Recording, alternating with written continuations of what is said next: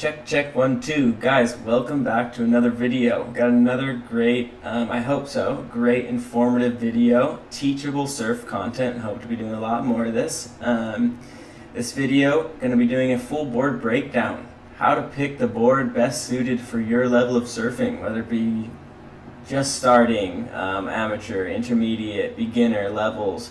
We're going to go over different board materials, from soft tops to the carbon boards to the epoxy boards. You guys know I love epoxy, my full journey with testing out all the epoxies through the winter, and of course normal poly boards. I'm going to do a breakdown of what I ride, when and where, and what boards I think are best for certain levels of surfing, volume and size and all that good stuff.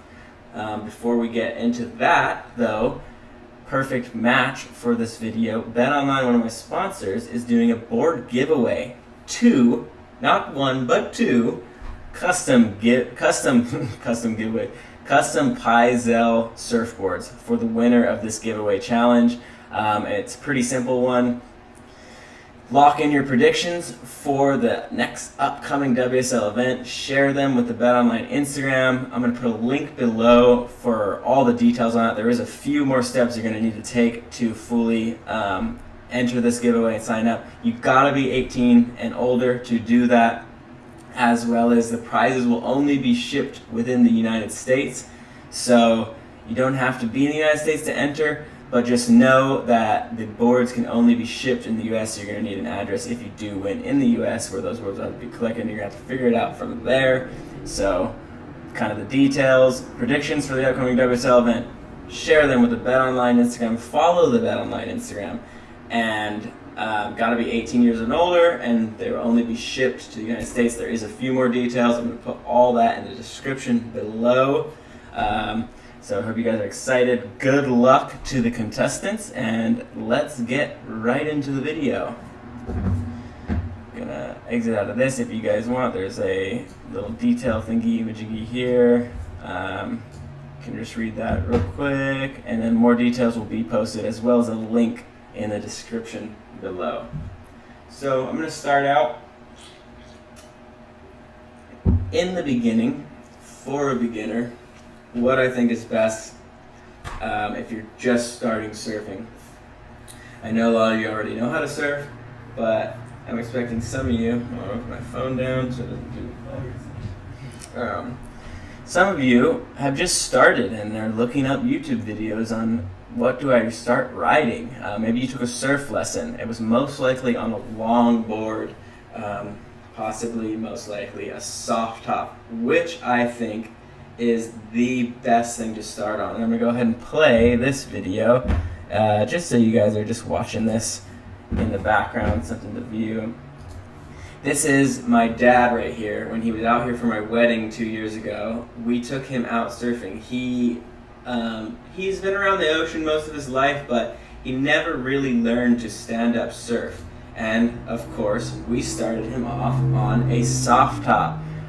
This is the 9-foot log, the John PYZEL soft top. He partnered with my brother John and John. They started a soft top company. 9-foot log we took him out on. I found it to be perfect. I think you could go bigger, so 9 to 11 foot if you're just starting. And there's a few reasons for that. A big board is perfect for the beginner because it takes less balance to stay on. The board is even, it has tons of flotation, it has a great glide, it's very stable on the wave, right? Of course, we took our dad out, kind of threw him in the fire out here at a wave like this, but he was a very quick learner, and as you can see on some of the rides, this is his second or third surf in a week in Hawaii. And of course, we had given him some tips on paddling and all that before, but he's doing pretty damn well on this longboard. You can see the get up is a little sketchy, but the stability of the board helps him out a ton. If you're just starting, you want to look for a couple of things. Stability. How stable is the board? You want a board that's going to be long and have a lot of volume, easy to paddle. If you look at the progression of surfing, the pros are on these tiny boards, and the beginners are like looking at them like, how are you paddling that? Like, you look like you're swimming. But it's because your paddling gets stronger and more efficient as you learn to surf. you get more balance on the board. But when you're just starting, you need that board to cover that balance and efficiency with buoyancy and stability. So if you're just starting out, best thing you can do is, I would say, actually get yourself a few surf lessons just to get the very basics. It's super important. Like when we went snowboarding for the first time when we were really young, my mom put us in a few half-day lessons just to start off. We learned the basics, and there she took us onto the mountain and just sent us down. And we learned quicker from there, but you need a small foundation to learn. But yeah, I think that kind of covers, if you're very beginner, if you're just starting, probably your best option is to get a 9 to 10 to 11 foot soft top. It's a soft board. It's going to be safe for those around you. It's going to be safe if you yourself hit it. It's going to be easy to learn to paddle on, and you want to be obviously surfing waves that you're not really having to duck dive, just small crumbly waves and that sort of stuff. Because in the beginning, nobody knows how to duck dive. That's something you got to learn, and that's something that you can only do on a smaller board. You're not going to be able to duck dive a big log like this. But as you can see, like just throughout this video here, my dad is getting more efficient at paddling. That's Zoard there. He even took a few tips that I taught my dad on the beach. He's paddling more efficiently already. And my dad, who is on his third session of this trip, is actually getting near to catching waves on his own. We're pushing him in, but I think at some point in this video he did actually catch a wave on his own. He got a few great long rides in. Couldn't be more stoked. If you guys want to go back and watch this full video, there is some great tips in it on how to paddle better. As you can see in the top corner here, teaching my dad to surf, beginner paddling tutorial. Look at him go, he's looking back at me, he's getting cocky and he flopped over. So that covers, I think, the very beginner level of surfing. I guess I will say, since the next few I'm going to show you, or just the footage we'll be watching, what I'll be going over is for the intermediate surfer, if you're already at a level where you're duck diving, you're paddling out, you're catching your own waves, and doing all that kind of fun stuff. I don't have a video in here of the transition between where you would go from a soft top to a, I would say, not a high performance board, but a board that's one step above, and I would say that's called a mid-length. Something like a 7.0 that isn't a long board exactly, but it's a little more maneuverable, and it's a great board to transition to from the soft top, because you're going to have to learn a little more stability on the paddling, and you're going to have to learn a little more stability on actually riding the wave. Going down to even a 6.0 or a 6.5 to a 7.0, you're going to feel a lot more loose on the wave. It's going to be a lot more rocking and shaking on the wave. But if you've developed on a soft top or a longer board, it's going to be a great key in a great key step in you building that foundation. So when you move to that board, it'll be easier. And there you can start to, actually surf the wave. You're no longer just riding in a straight line. You're bobbing and weaving and maybe going down the line, going high, going low, and maybe trying a turn here and there. And once you get to the point where you're comfortable trying turns and trying to actually carve on a wave is when you would move to more of a high performance board. That's my dad shilling his paint company. What a legend. All right. Which brings us to kind of more high performance shortboards. And this is the size range, I would say, depending on your body weight and all that. But just so you guys know and have an idea, I range from 175 to 180. If I'm surfing a ton, I'm down to like 170. And my boards are generally in the 5'11". These are my shortboards I'm talking about. My high performance shortboards, the thing I take out on the everyday to rip around. These are not what I use in big pipe or big slab or big large waves. This is what I use from the 4 to 6 foot range, 2 to 6 foot range, and kind of what I would call, what is generally called in surfing, a shortboard. And that's just the board you're taking out to learn and progress, work on your surfing, have fun anytime. And this, what I'm riding here in this video, is a Epoxy 511, I believe. We'll start off on the Epoxy. Is generally what most people use, and what I think the Epoxy you get the most out of. Oh, I forgot to give you guys volume and such on a board like this. I'm usually at like 29 to 30 liters. I like more liters, more volume in my boards because I like to be able to paddle easier. It feels a little better under my feet. Every surfer is different. Like John a lot of times has less liters than me, even though he's a little bigger than me, or depending on, he's way more in tune with his boards than even I am. So he has different liters for different conditions and all of that kind of stuff. And obviously he's on tour, so he has a board for the most specific of occasions. But for me, generally, I'm riding my shortboard in anything from beach break like this to just small grindy waves, which we'll show after. So again, like a 511, like roughly 30 liters. Keep it pretty sharp on the edges. The model I ride mostly is the Shadow from PYZEL.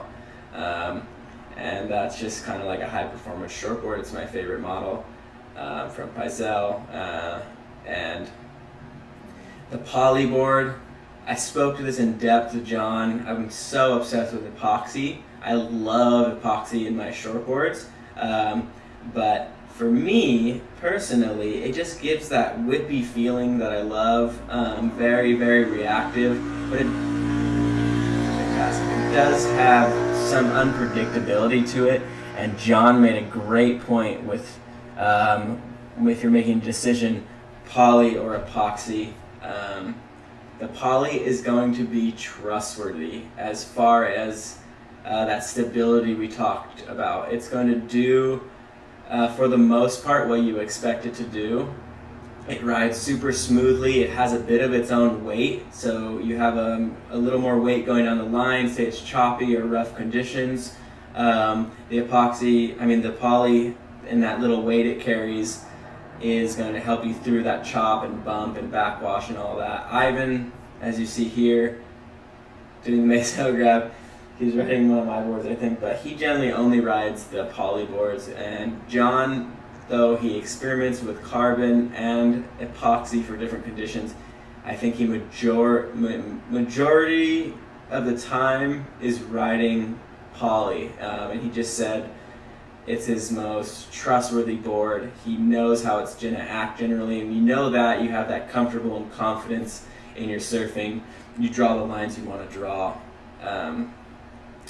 And yeah, I think that covers the poly. Do I use different volumes or different sizes depending on poly or epoxy or carbon? No. If it's just my shortboard, it's all will be generally the same numbers, but you're going to be looking at a few different factors, and that's going to be strength, kind of reactability of the board, and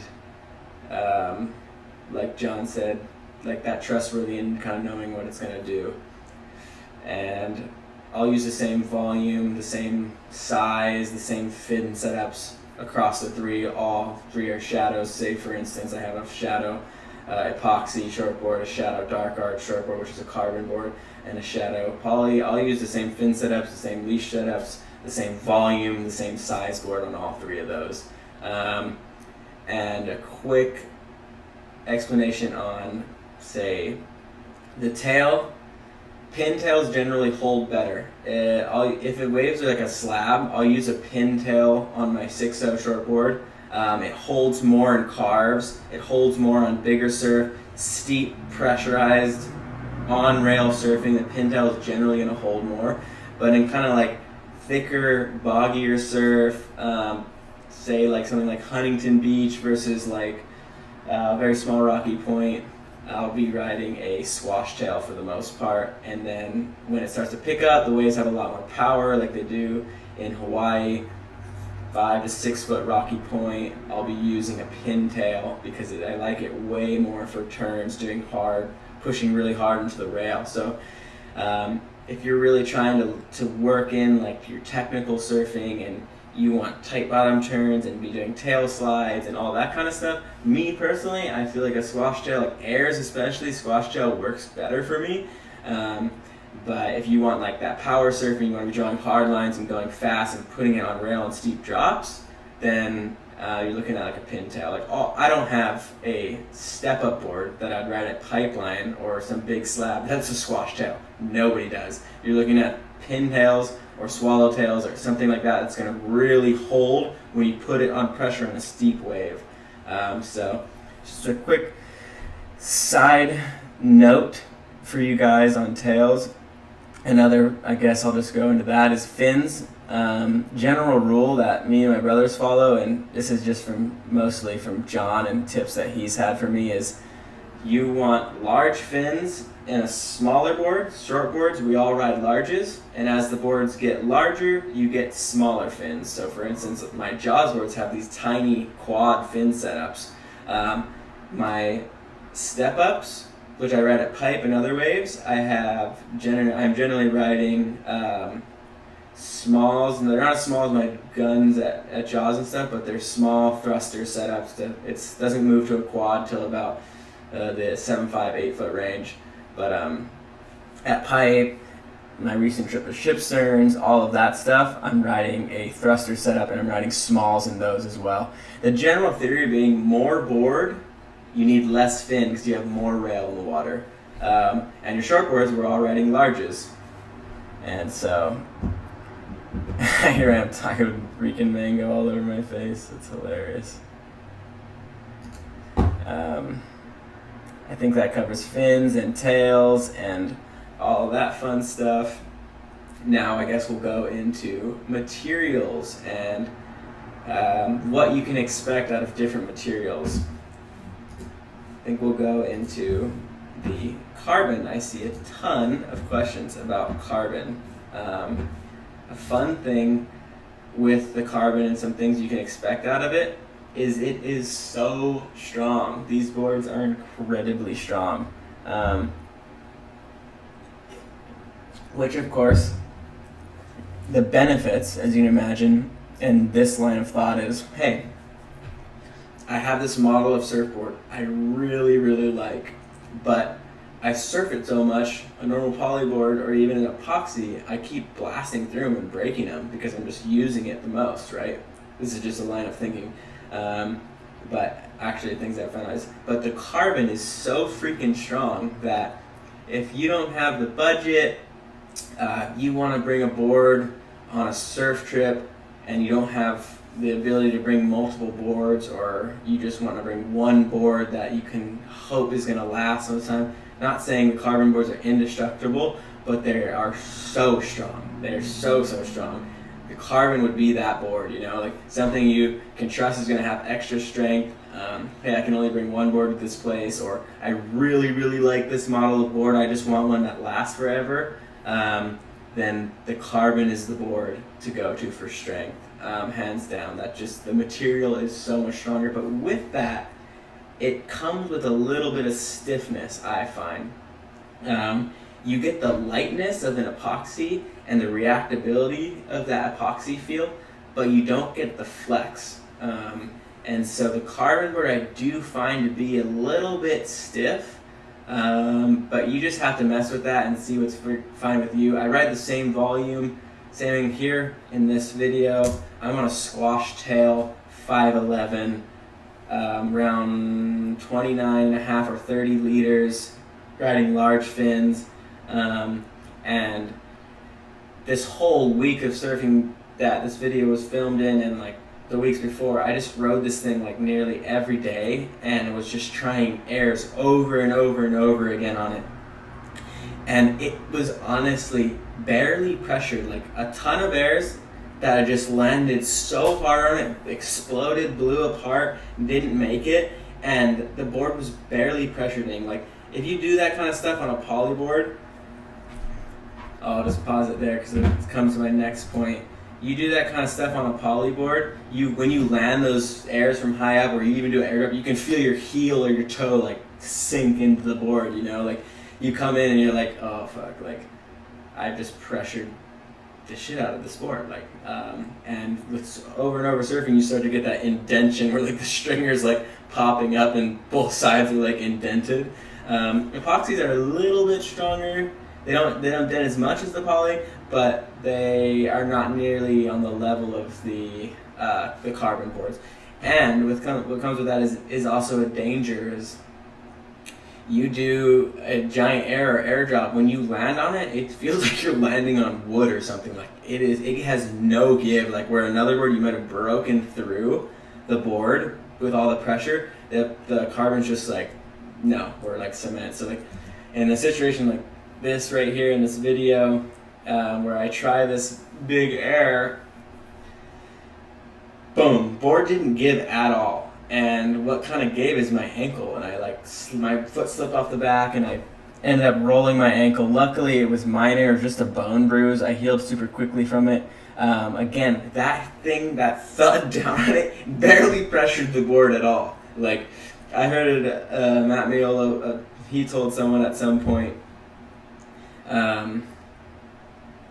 what was it? He kind of said he would rather have the board break under his feet than the his legs break on the board, you know. So he's an air guy, and his main focus is big air, so he has to take things like that into account.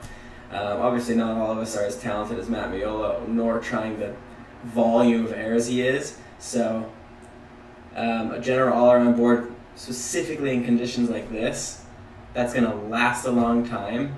The carbon is insane, but you're looking at a pricier board. I'm not sure the difference in price on epoxy versus poly. I think poly's cheaper, epoxy being the more expensive material. But these carbon boards do go for a pretty price, but the benefit of that is you're going to have one that lasts a very long time. So, pretty cool. I guess we're going to move on here to, there's our boy Code Hoffman. Boom! Freaking air god. We're going to move on to epoxy. And here in this video specifically, I'm riding a 6'2" epoxy next step, it's called, but for me, I've been riding like that next step model as like, this is what I was explaining, like this is a pintail, a shorter board. I guess a 6'2" can be considered a step up, but it just depends on your body size and all that. For me, at 175 pounds, 5'11", a 6'2" is pretty much a step up. I wouldn't ride it in small grindy waves. That's just always going to be like a 5'10", 5'11", or 6'0". But I have gotten, like I said, in more powerful waves that are I still want a shortboard. I'll ride either the Ghost or the Next Step model in a shortboard version, just meaning it's a 6'0" or a 5'10" with a pintail. This is a 6'2" epoxy pintail, something I would ride anywhere from something like this, a little bigger, like a Sunset or a Haleiwa or Rock Piles, or a wave like this, to like 8 foot backdoor. It paddles well, and for a lot of you, if you're at that intermediate stage, you really want to think about, hey, what is going to catch me the most waves, but once I'm on them, still perform how I want them to. So if you're not at like a level of like you're doing below tail reverses and like really tight technical surfing, if you're like just at a level where you want to stand up, go down and do a few turns, like if you're around my size, the 6'2" is an incredible size board for having that perfect balance of, I can paddle around, I can still duck dive the board, and I can get on the wave and surf mostly how I want to, which I think is important for all of you guys to take in when ordering a new board or choosing a board to ride, is look at your level. Look at your paddling level, your duck diving ability, and what you want to do on the face of the wave, and then order your board with those things in mind, because there's no use ordering a high-performance shortboard if you can't paddle well enough to even catch a bunch of waves. I mean, what you're looking for to learn and progress the most in a short amount of time is time on the face of the wave. And if you're not catching enough waves because you're on a board that's too short for you, too small for you because you're trying to ride some high performance board but you're just not at that level yet, then you're spending less time on the face of the wave, which is where your surfing is done, where you want to be learning the most. So when ordering boards, you guys think about, hey, is this board going to be big enough that I can paddle into waves pretty easily? And then, hey, is it small enough once I'm on the wave that I can rip around how I want to rip around and still push myself? And is it at the size that I can duck dive in some challenging surf if I want to push myself? Because we're not all surfing waves with perfect channels that you can just breeze out every single time. We all have the age-old struggle of, I just rode this wave, I have to get back out, I'm going to be doing a lot of duck diving. You want to have your boards ordered with all that in mind. Can I paddle it well? Can I still duck dive it? And once I'm on the face of the wave, can I still maneuver and surf how I want to? And that's all dependent on your level of surfing, your personal level of surfing. So keep those things in mind. Sorry, I should have been playing this. Just went on a rant there. But I think those are good tips for when you guys look into getting new boards. And if you win the giveaway, then you can order your custom boards dependent on your level with those things in mind, whether you're just ordering a freaking soft top or you're ordering a high performance shortboard, or you want a mid-length, or you want something like this, a 6'2", where you're going to be able to paddle, you're going to be able to rip and surf how you want to, and still duck dive it, progress your surfing how you want to progress, push yourself where you want. But as you can see, like, I'm just loving this board in this video, this 6'2" epoxy, and even though there's that wind bump on it, I just find that the epoxies work so well under my feet in that shortboard to like 6'2" range. They're so reactive, they're so light. I love a light board. Just helps me. I find it harder to maneuver sometimes, and so I like that reactiveness it gives me under my feet. That being said, like, I tried epoxies as my step-ups all winter long, and it worked really well in glassy conditions. I'll show you a video of that now. This is all on a 6'6" epoxy on a recent swell in Tahiti. Just look at the conditions though, like, as good as it gets. That board felt so good under my feet. That being said, when I took it to pipe and I said, oh my god, like, I'm gonna ride epoxy all season at pipe, I found with the lumpier conditions pipe has and the more unpredictability of the wave, yeah, I think that's right. I found out my wipeout ratio was way higher on the epoxy than poly, and eventually towards the end of the winter, after having sessions where I was like, damn, I'm really falling a lot, like weird falls mid-face, just a warble that shouldn't have affected me so much, like really spinning me out and causing a lot of wipeouts, which you do not want at a wave like pipe because eventually you're going to get crushed. But things like reactability, like this clip, a great example. So light it just stuck to my feet, and when I fall back like this, its own momentum didn't take the board away from me. It just, my momentum, I had the control over the board, which I thought is so cool with lighter boards and epoxies. Less of the board's own momentum, the more control you have over it, was the general theory. But when a board is so light, it's heavily affected by bump and chop in the wave. And so towards the end of the winter, I actually switched back to my step-ups being poly boards, and just the reliability they gave me. My sessions immediately changed, way more makes to falls ratios.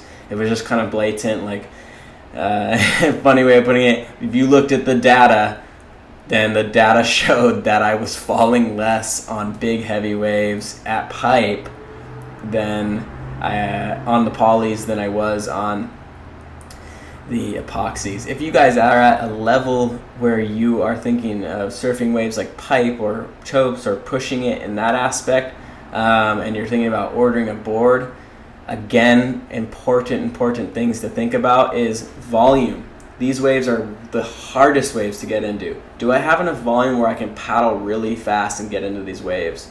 And then general size, like in this type of conditions, because generally slabs are a lot steeper, is you want enough volume, but to restrict the length enough that you can get in early. Emio rides this is Emio right here. He rides a tiny board out there, and he's just so comfortable in that face of the wave. So you want the volume to get you in, but you want the board to fit in the face of a much steeper wave. So I ride anywhere from a 6'4" to a 6'6" to, if it's really big, on a 6'8", but all of this you're watching here is on a 6'6", perfect for me. Liters are around 31 liters, 30 to 31 liters. Pintail, of course, and real sharp on the edges. The model I'm using is a Next Step PYZEL. The fins I'm using in this type of conditions is my signature FCS fin, the big wave fin thruster version, and then I have the quad for my bigger guns. So all things to take into account. When you guys are starting to push yourself in these conditions, the biggest problem I see is people riding too big of boards for a slab like this, and they get in fine, yes, but most often they nosedive or they don't have the ability to pump and maneuver, which is so important in waves like this. So you want to take into account, I keep repeating it, but I just think it's so important. When you guys are ordering your boards, and it all is dependent upon your skill level and the waves you're surfing and what you want to do on these waves, most important things is to take into account, is it enough for me to get into the wave? Can I paddle into this wave? Once I'm in this wave, is the board have enough maneuverability that I can do what I want on the wave, pump if I want to, turn if I want to, or am I very restricted and stuck in one line, which is what often happens with too big of a board? And of course, can I duck dive the waves? I mean, in a wave like Tahiti, doesn't matter, but pipe, it's a huge factor. You see the guys that ride very large boards and they do roll into great waves, but when those second reef cleanup sets come, they all have to bail their boards. Like there's just no duck diving in 8-foot board. It's extremely, very, very hard. And if you do manage to duck dive it, you're so shallow, you're just going to get hit by the white water and just actually squash like a bug. So a lot of info. I'm going to wrap the video up here. I've been talking for some time. I hope you guys enjoyed the video. Basic run through: carbon, strength, and a board that's going to last a really long time. You have a favorite model and you just want it to be there for a while, carbon is a great option. Epoxy, if you find boards feeling kind of just too stiff, too heavy, too slow, the epoxy for speed and lightness and reactability, that's my personal favorite, especially in a shortboard. They're also, this is what I forgot to tell you. I'm so glad I just remembered this, because I've been wanting to cover this point. There's this funny thing that happens with the lighter and more buoyant the board is, the more worked you get duck diving it and paddling it. So I will just say this: the carbon board, you get very worked on duck dives for some reason. I think it's because it's super light and super buoyant. So there's just something about it that causes you to get like super worked or something. I'm not sure. The epoxy is like a step down from that.